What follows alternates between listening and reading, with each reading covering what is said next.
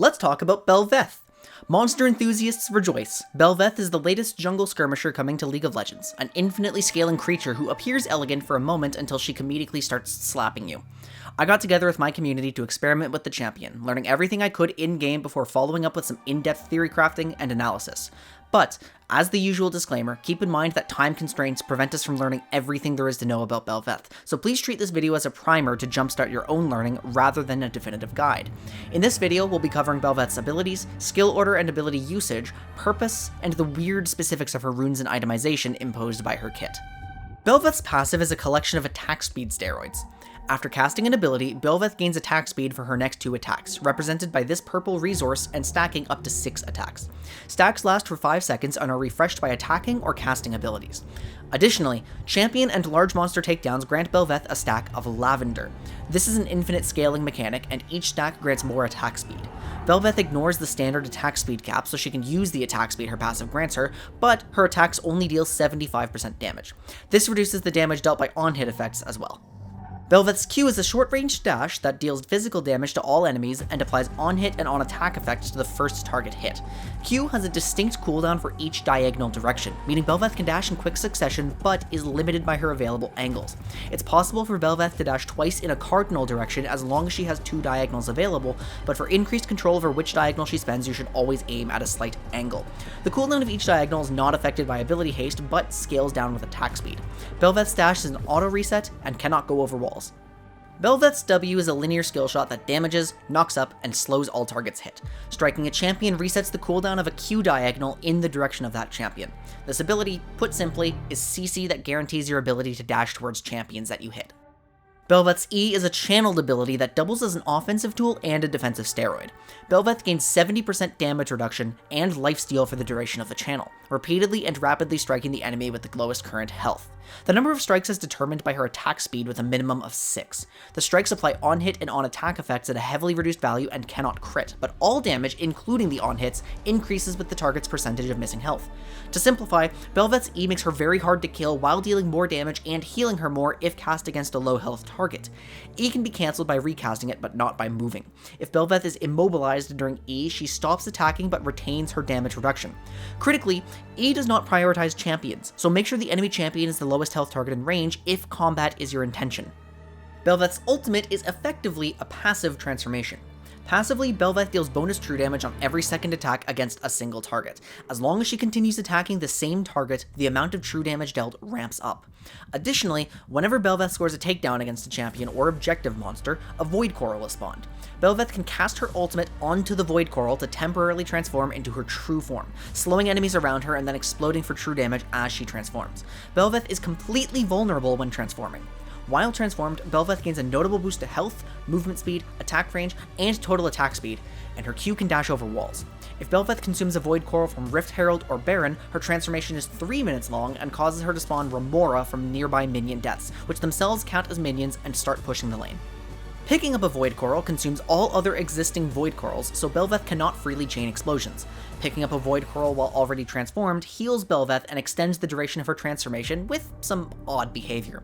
If Bel'Veth is in her normal transformation, corals reset the duration to 60 seconds. If Bel'Veth is in her empowered transformation, corals do nothing to extend the duration, unless there are less than 60 seconds remaining, in which case her transformation is extended by 60 seconds instead of reset to 60 seconds. I'm not sure if this is intended behavior, so I encourage you to double check this detail as it may be patched out later. There's not a ton of ability chains to worry about since Bel'Veth is an auto-attacker. You have QWQ to use as a gap closer, and Q auto-Q cancels for optimal DPS. Q Flash applies its damage similarly to Jarvan EQ Flash, which has to be very niche. And W Flash does not work. Instead of learning complex combos, Bel'Veth players will be focusing on how her abilities should be cast individually. Optimizing the directions you spend on Q is important when closing the distance on a target and preventing their escape. The more I play Bel'Veth, the more I realize that E is by far her most important ability and can single-handedly determine the outcome of a fight. Used purely for defense, Bel'Veth loses a ton of damage. You truly cannot take a fight without having your E up, and you must recognize that fights are won by using the damage reduction and the lifesteal applied onto your execute damage. The intuitive thing to do is to max Q first, as reducing the per direction cooldown is hugely appealing and the extra damage is very valuable for your jungle clear. Then I do think E is worth your points afterwards. While W gains a longer slow duration and a meaningfully shorter cooldown, the base damage on E is heavily multiplied in its ideal use cases, and the cooldown is absolutely necessary in allowing Bel'Veth to play longer fights. Now, I haven't tested this, but if Q's per direction cooldown is already lowered by natural lavender stacking and E represents so much potential base damage, it's making me want to max E first, or at least 3Q into E so our clear isn't gimped. Emax should always outperform Qmax in combat if the enemy doesn't just walk into us, since we'll have to spend our dashes to approach, but we'll still need to determine how necessary Qmax is between fights before we can commit to this idea. Bel'Veth is an aggressive snowball skirmisher who cleans up on heavy trading, using her advantage and high objective DPS to generate high tempo pushes. Don't get baited by her infinite scaling. Words cannot express how useless Bel'Veth is from behind, and if her passive gives her reasonable combat power early, we should take advantage of that. We value Lavender stacking early to optimize our level 6 DPS, but since Lavender comes from champion takedowns as well, and we can't afford to let the enemy jungler have greater early impact, it's frequently worth skipping camps to sprint towards trading lanes with ally setup. If everything is stable and you're not actively losing the game, then you can relax a bit, scale into an item and some Lavender stacks, and focus on objectives, because our true win condition is a Baron Remora push, but in general it's on you to push the tempo by using everything your laners can give you. In other words, don't pair Bel'Veth with weak or no CC laners. It's important to be aware of Bel'Veth's range limitations.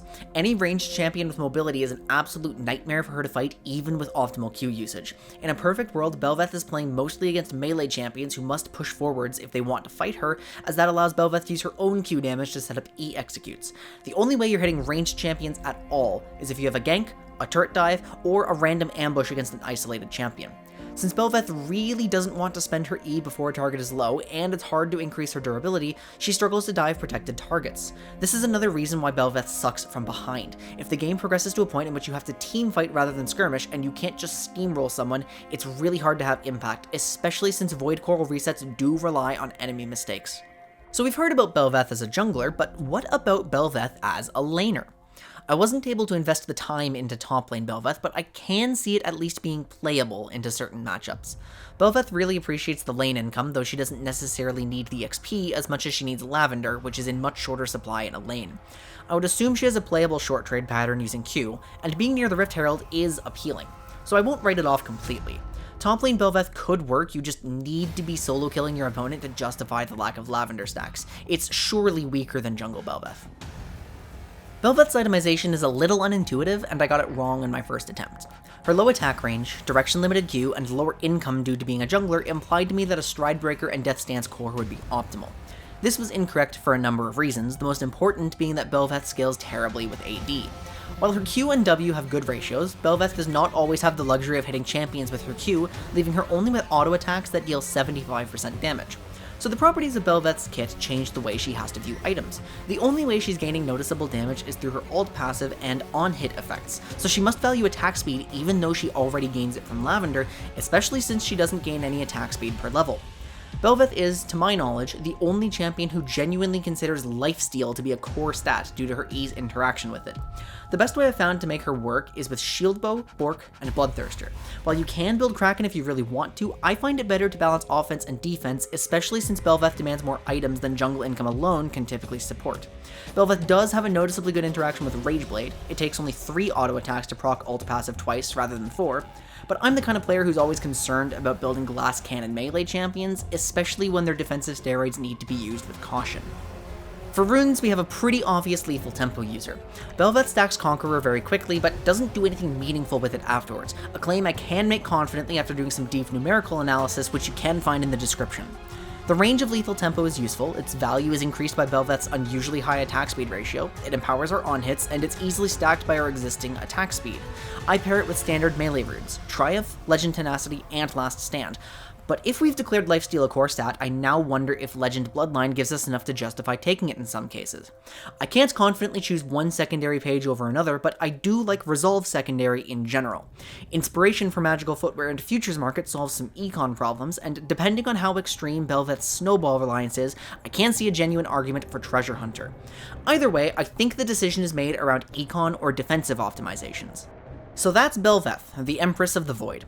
For full transparency, I spent most of my first few games on Bel'Veth fully convinced that she was weak by design. I'm always suspicious of aggro carry junglers who demand setup and tons of items, and I read her kit as being fully dependent on enemy laners making mistakes.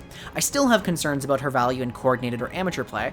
However, as I became more comfortable on the champion and learned how to better use my abilities, it became clear that she can thrive in the chaos of solo queue and force aggressive dives, even if she does come off as a win more type of champion. I like Bel'Veth. I think she's a lot of fun to play, and I encourage you all to take what you've learned here and develop it further to pick up anything I may have missed. Please report back with anything you discover about Bel'Veth to help the community out, and I hope this video allows you to embrace the Lavender Sea when Bel'Veth releases.